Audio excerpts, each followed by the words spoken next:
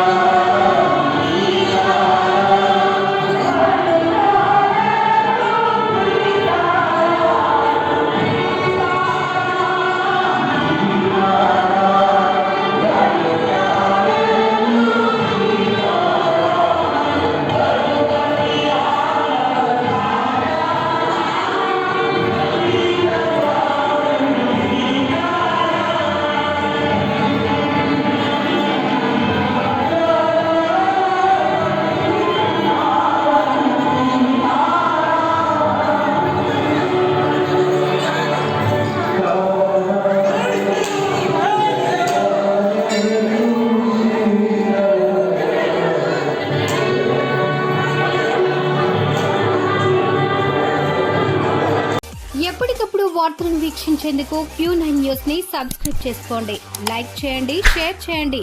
విలువైన సమాచారాన్ని ముందుగా మీరే తెలుసుకునేందుకు బెల్ బటన్ ని క్లిక్ చేయండి.